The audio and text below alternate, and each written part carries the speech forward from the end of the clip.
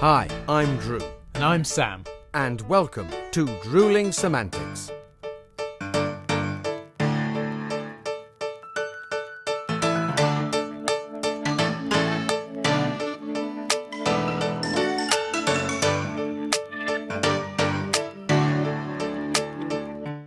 Well, hello, ladies and gentlemen. Welcome back to Drewling Samantics. Again, I seem to be on my own. I'm not entirely sure why. Drew, where are you and what are you up? I'm here. I'm sorry, Sam. I couldn't wait. Right. I've got my tea and I'm ready to tell you. I've got a little bit of news. I mean, that's kind of the plan every week, that you have some sort of news, but this seems a little bit more excitable than normal. Well, what have you done? We had our little secrets running, things we couldn't talk about. You revealed yours. Now I can reveal mine now. Oh, finally, we're allowed to know what you I can tell you. And I thought, let's get it out of the way. We can get on with the important stuff. I filmed an advert which started airing last night. And if anybody, when I talked about wearing a lot of makeup, keep your eyes open for an advert with Einstein and his mate Darren in my kitchen, in Einstein's kitchen. That's little me as Einstein with all that makeup and hair on. Amazing. So people probably didn't realise you've been Einstein for a while, haven't you? So I have, yeah.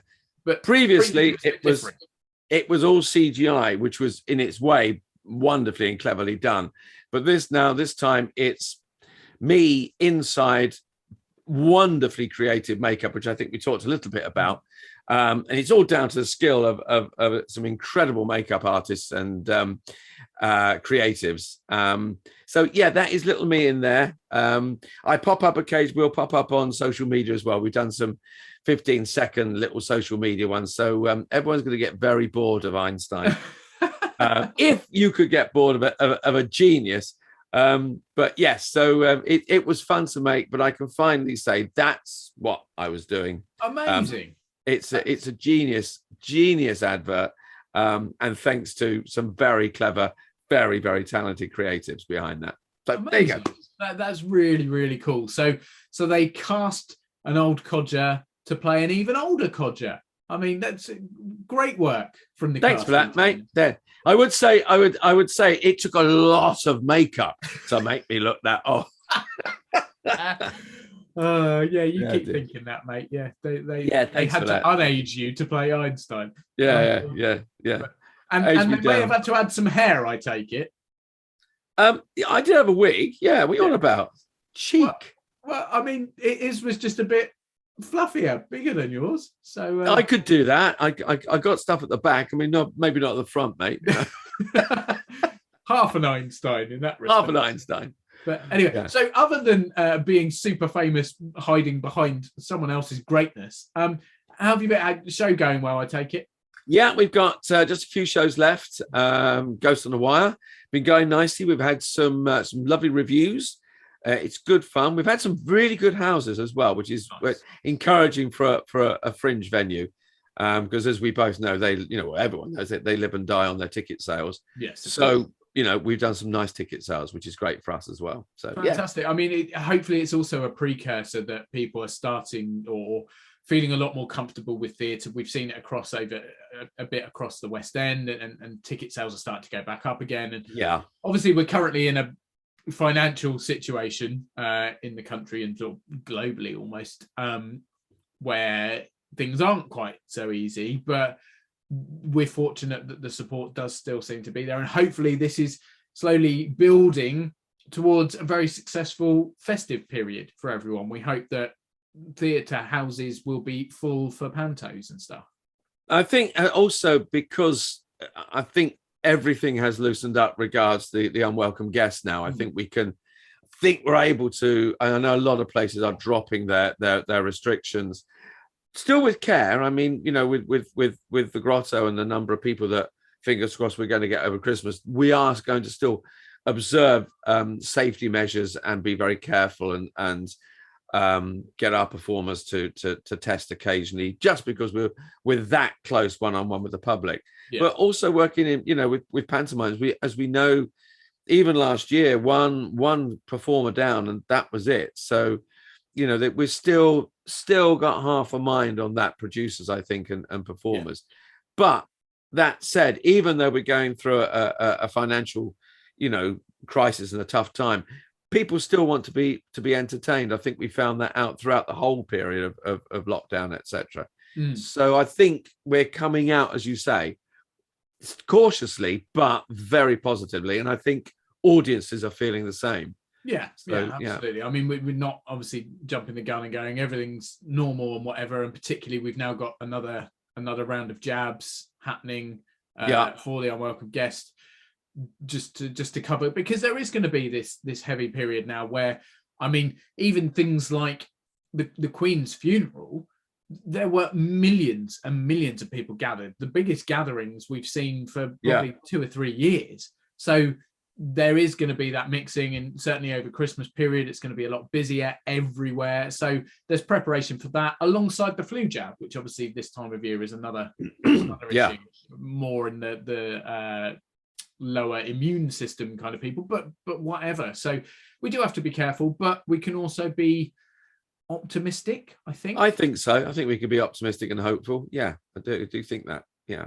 And so on then, optimism and forward, what's in the news, mate? What's been happening? Because I've picked up a few things, but I think you've probably got some fairly entertaining stuff to chat about. I've got I was just actually picking up on that. I was reading Lynn Gardner, who's a critic and columnist in The Stage, and she was saying that take on board that that we can change theatre, we can move on. The pandemic was an opportunity to reflect on and clear some, which I think we've had conversations before. Yeah, her answer to that is we can change theatre, we've just basically got to get on with it.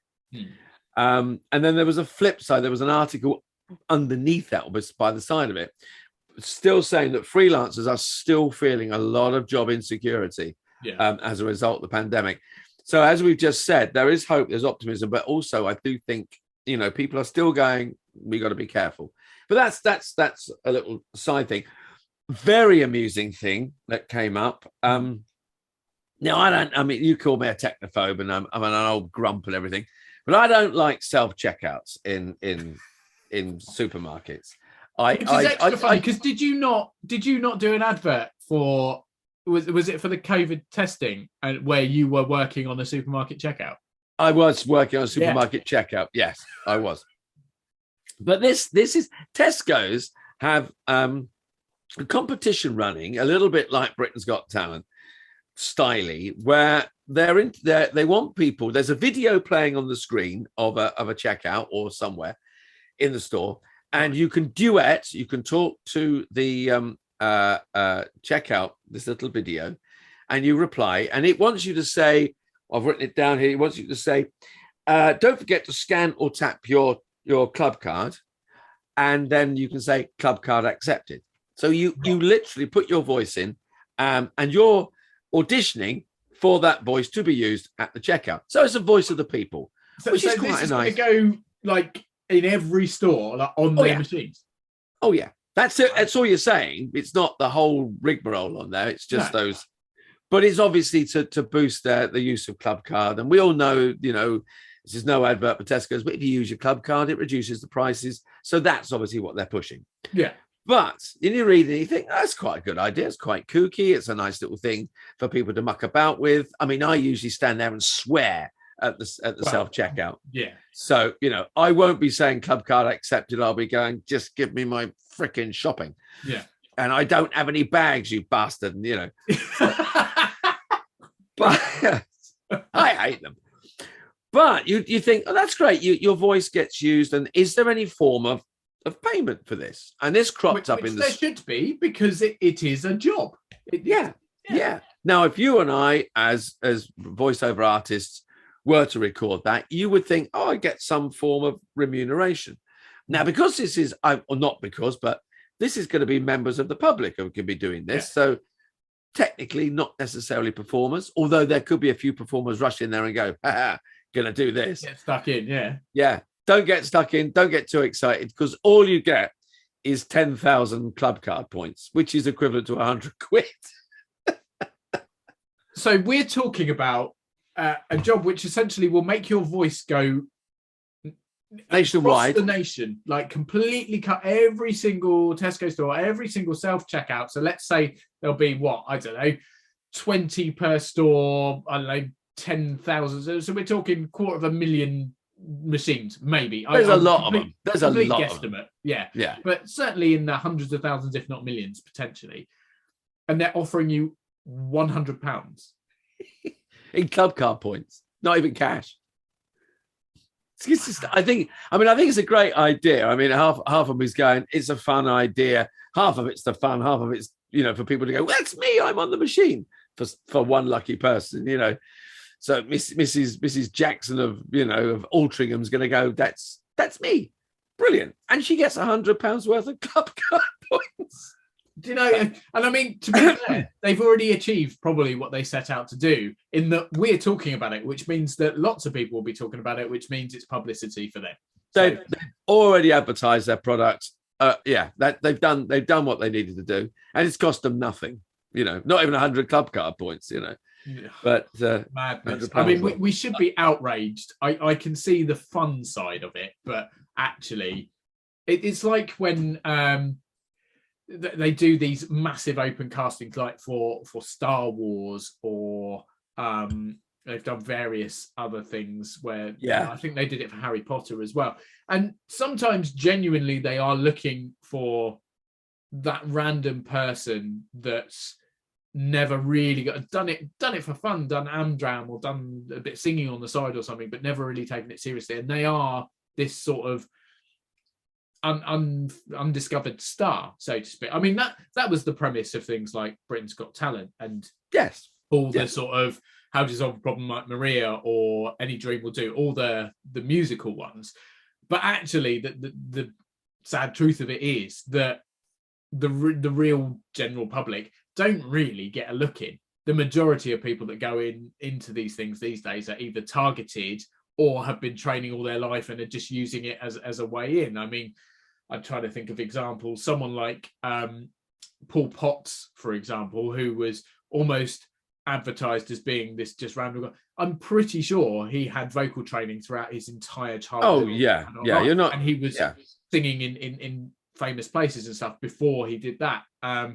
And I know for a fact there was a guy. Do you remember they did? Gary Barlow ran like it's not Take That, it's called the Boys or something like that. Yes it was basically another musical competition, but for about a boy band or the band. Something like that. Stage show, wasn't it? Stage musical. Basically the same as the Joseph thing or the Maria thing or any of those. And I think another one's coming out soon. I can't remember what it's for, but essentially these competitions to become a West End star or to go into a musical. Now, I remember I watched that quite a lot, and one of the guys, and I'm sure more than one of them, but I know at least one of the guys that got into the final 10, I think, for the Gary Barlow one, was already a lead role in Lion King in the West End. And you're like, but the premise, the way it's advertised, and I understand it has to work and you have to get good people in, but it's almost a bit misleading that it kind of goes, oh, look, these random people who have never really done anything and they just happen to be good at singing. It's a load of bollocks. It is. And it's a publicity stunt. The Star Wars thing, open casting for Star Wars, anyone in the world can audition. And they had millions of people. And they were never really going to find anyone that wasn't already a high-level actor or whatever. It was just to get more publicity and to... I mean, if you think of it, they have casting people on these shows, looking for people to enter. So you've got to make sure that there are some people with genuine talent, and there are genuinely talented people walking in the streets, and ordinary members of the public with great skills. We know that they're not everyone is trained. But it does make me smile when, most of the acts on there have probably been, the casting directors have been around. They've asked, acts to appear in that, because they've got to keep the standard up. They're always going to have the odd audition that is crazy and awful, the odd audition that is amazing. Someone turns up from wherever and sings like an angel or whatever. Susan Boyle, things like that. So, but that's what the show is made for. But in the meantime, you've got to have a balance of talented people. Otherwise, Absolutely. it falls on its backside. I feel like they could make it a little more transparent. I think the way it's I understand the premise and I understand why they do this. I mean, I don't really watch those kind of the Britain's Got Talent and the X Factor. Me either. No. You read the articles, and I'm sure it was either the year just gone or maybe one before. One of the finalists already had a comedy show on Amazon Prime, and one of the singers was in The Greatest Showman. And you're like, but hang on a minute, yeah. We're not discovering talent here. We're just giving an outlet to very successful people. Like, but I don't know. Is it bitterness? I don't know. I've never entered one of these, but yeah. I don't know. We've gone off topic a bit. I can't a little bit, where but we there you going. go. It's interesting. It's interesting. Well, talking of established stars, I'll swing it back here. Little segue. There's been some lovely news about Ian Mckellen, who I think is probably one of the finest actors of his generation, if not the best, and has gone all over the place. He'll have a go at anything, dip his toe in the water. And years ago, he wanted to do Panto. He did Panto, played Dame, and he's going out again on tour for ATG Theatres. They're touring their production of Mother Goose. Indeed, yeah, and he's Dame again, isn't he? And it's going with Ian Mckellen and Mel Gedroych and what's his name, John Bishop. That's right. Yeah. Touring and then coming into the West End. And I think the last time he played Dame was back in 2006, something like that. Yeah, I remember. I read a bit about this. So this is the first time in 15 or 16 years I think he's back on the stage doing Panto. Yeah. I mean, obviously, recently he's done lots of stage work, it's just phenomenal when you think. And I haven't been lucky enough to see him on stage, but spoken to people that have, and he could just regurgitate Shakespearean sonnets at the drop of the hat, and he's just so entertaining. And you think, I mean, and this obviously rings true with you because you are absolutely ancient, as I remind people every time we do a show. But he even makes your age pale because the man, what is he, mid-80s now? Yeah, hang on a minute, I wrote it down. What is he? He's 18. I have to read. He's 83. There we are. I've written it down because my memory's so bad because I'm old. There is that, yeah. But yeah. I mean, you have to sort of tip your hat to him. But actually, when you think about it, we are lucky that there are some phenomenal stars, phenomenal performers who are still working well into their old age. I mean, I guess we are in a vocation where retirement isn't necessarily a thing. You don't kind of go, right, 65, that'll do. Because number one, you have the passion for it, and a lot of people continue going because it's just what they love doing. Yeah. But equally because there are as many opportunities to play someone in their 70s, in their 80s, as perhaps someone in their 20s or their 30s, because acting often mirrors real life. You're creating real stories. So, and there's also a penchant now for, we actors don't tend to age up. I mean, you do occasionally, but if, like you say, there are actors around that can play an 80-year-old man or woman on stage. So why not put an 80-year-old man or woman on stage or on film? If they're able to do it, learn the lines and do it, why not? So there are less people like, my age aging up, 20 odd years to play, an 80 odd, when you've got those actors there. And, like you say, retirement isn't necessarily wanted, but also, for a lot of us actors, it also isn't an option because we might not, might not have the money there or the pensions there or whatever. You've got to keep working, much as you want to. But very often you have to. Well, yeah. I mean, and there are some massive names, aren't there? So obviously we said Sarah Mckellen, Judi Dench, who's well in her 80s, I believe. I've got a list, mate. You've got a list. I've got a list. I've got it. Here we go. So yeah. So what you say, Judi Dench? Yes.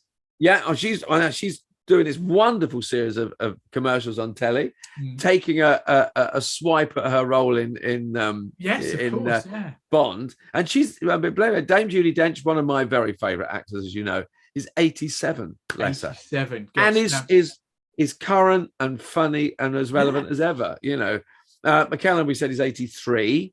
Someone I'm going to talk about a little bit in a minute, but I'll get back to. But Glenda Jackson is 86. Yes, absolutely. And what a Actually, career her she's career's had. gone all over the place. So, well, she took 23 years out as an actress. She, you know, as we all know, she was a Labour politician. Yeah, she won her Labour seat 5 times. So not only has she won 2 Oscars, millions of Emmys, BAFTAs, and goodness knows, and Grammys, and goodness knows what else, but she won a Labour seat 5 times. It's madness, isn't it? And made possibly one of the best maiden speeches in the House of Commons for years, as she had a little go at Margaret Thatcher. And well, pick your battles, and she certainly did. So and she won, you know. But it was a lovely. I saw a clip the other day of Harrison Ford. So people may not be aware, but there is I want to say it's the fifth and final installment of Indiana Jones. Has just completed filming or is very nearly. And I think he went to a special event at one of the Disney. I assume it was Disney World. And they showed a teaser trailer, I believe, for Indiana Jones 5. And he was there, and he got a little bit choked up because I think it was his way of sort of saying goodbye to a character who, God, when was the first Indiana Jones? 81? Something? Oh, wow. Yeah. Got to be something like that. So basically, it's someone who's been part of his life for 40 odd years. So now I'm pretty sure I know that Harrison Ford is 80. Have you got him on your list? He's on my list. Am I right? Is he 80? He is, yeah. Amazing. But to play a character for that long, but to stick with almost the same sort of, I mean, I'm sure early days he did a lot more of his own stunts or was involved in a lot more than he would perhaps now. But even so, to play that kind of character at the age of 80 is just unbelievable. Like, and what a hero! What an incredible man! Go on, hit me with some others. There's a couple more. Another actor who I really like is Donald Sutherland. I mean, he's had some great Netflix series out recently. He's 87. Blimey! And the thing about these actors are that their power and their screen presence doesn't diminish. No, they are still immensely watchable. You don't sit there and go, "Isn't it about time you retired, mate?" You just enjoy them for who they are. William Shatner. Now he's looked the same for like 50 odd years, and I mean, he's obviously got a cult following for equally being brilliant, but also being, I'm not going to say bad, but had a certain style that people sort of took the piss out of a bit. Yeah. But equally, just like outstanding. Now he's got to be 90. 91. Good guess. I was close. Good guess. Yeah. But, I'll tell you, here's one that, and I've not seen him do anything for a little while, but I'm sure he's still working because I think he'll work until the day he drops. And I don't mean that in a negative way, but Dick Van Dyke, he's got to be nigh on 100 by now, surely. I looked him up. Go on. Dick Van Dyke is 96. Jesus. With a film in pre-production. So we're talking release 2-3 years time potentially if it's in pre-production. Yeah. So we might have someone going to the Oscars, or at least to a premiere in their centenary. Beyond, wouldn't that just be brilliant if that? I mean, and so deserved for him. I mean, he has literally done everything and been from shit British accents to diagnosing murders where you think surely there are no people left in that city to die because they've all died. Just he's outlived them all. yeah. Unbelievable. And I'm sure I saw a clip, and it was probably from a few years ago, but I'm sure he was dancing, and they were like man in his 90s doing a dance with just he still taps. I mean, extraordinary talent and resilience. I don't know. You can only admire it, and then sometimes it's like we're saying. You know, I never watch any of those people and go, "You shouldn't do this anymore," because they can still do it. I mean, Maggie Smith, she's 87. I mean, in Downton Abbey, she just storms it. I mean, do you know, I'm sure I read, was she not mid chemotherapy for cancer while filming Harry Potter? yeah, I'm sure, but you would not know that I think you're right. I mean, she looks frail to an extent because she is a lady in her 80s, but you don't look at her and go, God, you look like you're about to drop, or sounds very negative and horrible, but you know what I mean? Like, they still command.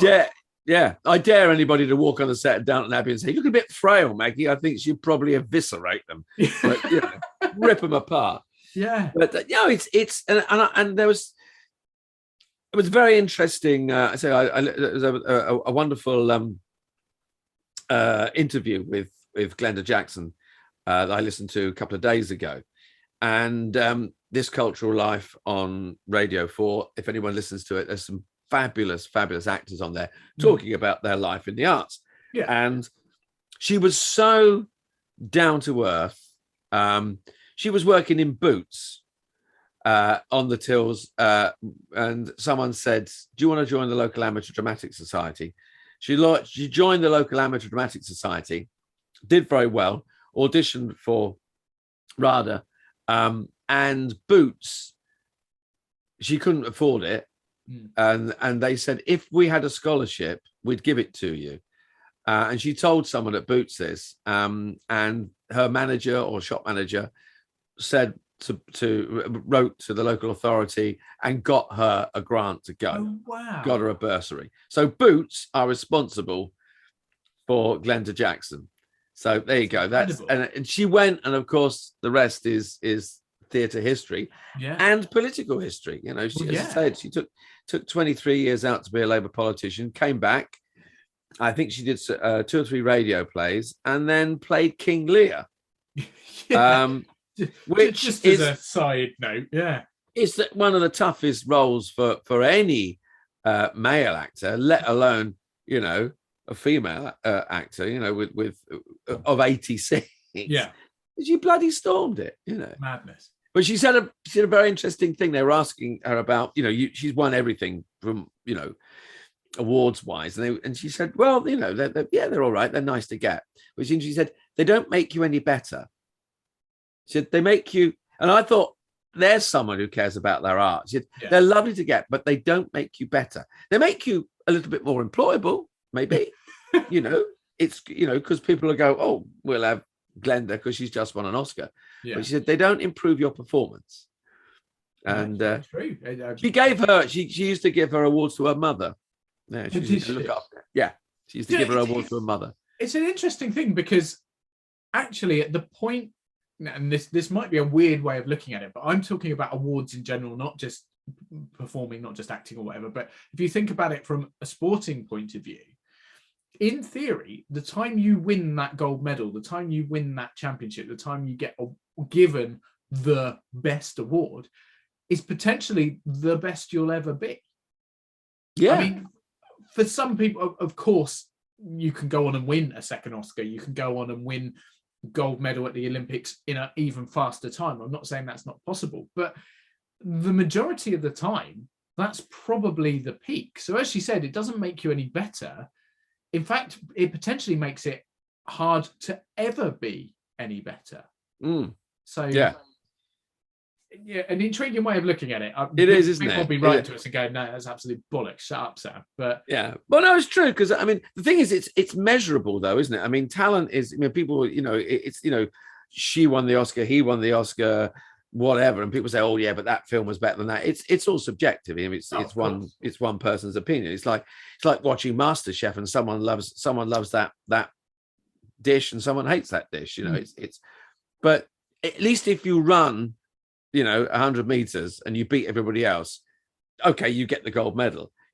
Awards for acting are, I think they're great, as she said, and I like to see people rewarded when they do a great performance. But it was interesting when he said they don't make you better. No. She said they've never improved my performance. She said that, she said if they did, she said I want more. She said, but they never have. So. And that's for someone who won multiple Oscars. So exactly. But what hope is there for the rest of us when she's going, wow? Yeah, exactly. Well, yeah, they're all right. Amazing. So I think what I will do, and what I encourage you to do, is raise. I haven't even asked what beverage onto that. I'm guessing tea. Cup of tea, mate. To do a performance again, yeah. So I shall raise my clear liquid, and you can to those incredible talents that are still performing and still bringing us joy and enabling us to watch greatness well into their 80s. Well into their 80s. So, and actually, talking of awards, there's a little note about Ian Mckellen. He's had a theatre named after him. Oh, amazing! a performance space in Edinburgh, because he did a dance version of Hamlet, Edinburgh Festival. It's just madness. We've got a Knight of the Realm, like immensely talented stage actor, like incredibly followed screen actor with some phenomenal roles like Magneto and Gandalf, and these huge roles in film, and he's at Edinburgh dancing. He did. I don't think he danced so much as he narrated, but he was in a dance show, and they were the only genuinely sold out show in Edinburgh. They sold every single ticket apparently for the entire run. Genuinely sold out. So they have named the space. It's St Stephen's. It's under Ashton Hall.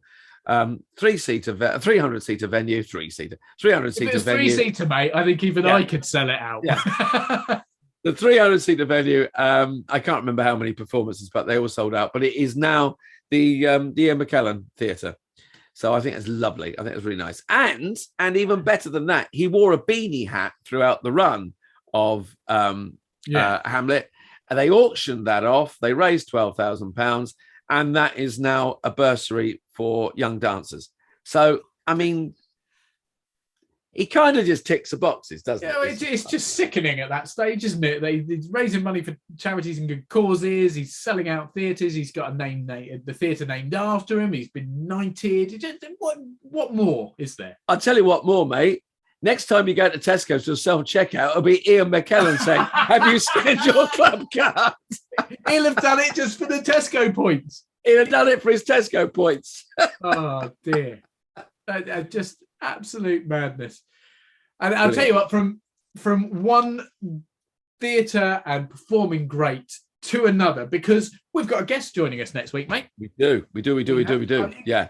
Time really, I mean, we've said it on the socials a couple of times, but time genuinely does fly. And it seems like minutes ago that we were talking to the amazing Mr. Johnny Hansler, who I know anyone listening or watching that hasn't seen or listened to that episode, do it.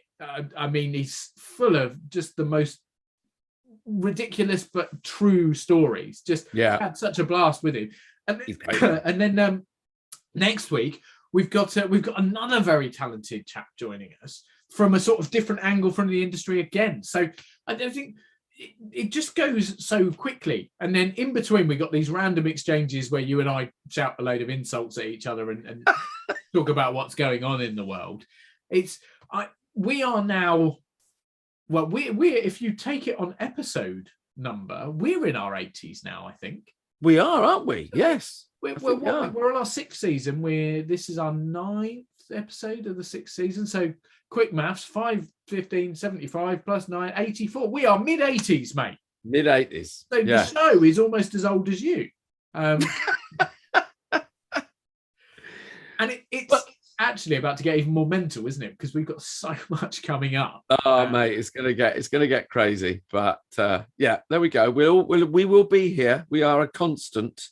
We'll be here in your ear holes. Where we'll be in the country, coming direct to your ear holes, God only knows. Goodness knows. I'm off on tour in a bit. You're going to be all over the place with I'll be in the grotto, mate, and all over the place. And the sofa of stress, probably. The sofa of stress. And I'll be in the remote studio rather than the standard studio. Yeah. So the sign might have to take a break for a bit.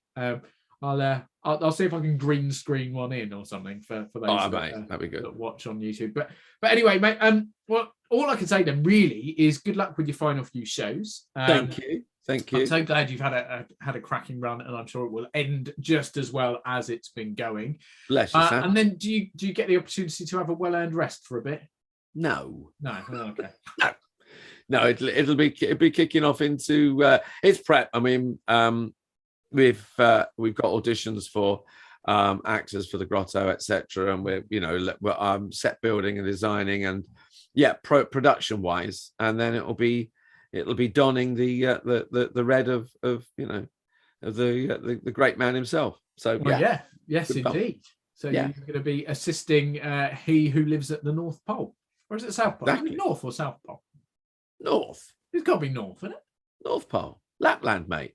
Lapland, of course. Yeah. Well, there we go. Yeah. Well, all the best with all that. Cheers, mate. Have you got busy week coming up? You prepping ready for? I go on tour after our next guest, actually. So not long left. A bit of filming in between, finishing off a few things, and just lovely. Generally prepping as well, because once I hit tour, I think I've got barely a week once that's finished before Panto starts anyway. So it is a manic end to the year, but wouldn't have it any other way. No, mate. No, exactly. So yeah, people, thank you all for joining us, for tuning in, listening and watching. Drew and I will be back next week, of course, with our fabulous next guest. Yep. And who knows, we might even have a chance to breathe before then, but I wouldn't hold your breath. Hey! Lovely stuff. Mate, it's a pleasure as always. Here you go, mate. Enjoy your last couple of shows. Everyone else, have a cracking week. We'll see you next time. Take it easy. See you next week. Take care, everyone. Bye.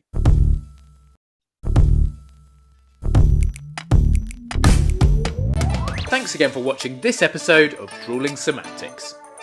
Please make sure you subscribe to our channel and turn on notifications so you never miss a new video. Don't forget, we're also available as audio only. Just search Drewling Samantics in any good podcast app. And please support us on social media. All our links and handles are on screen now. We love welcoming new followers and subscribers, so why not share with your family and friends so they can join in too? Thanks very much. See you next time.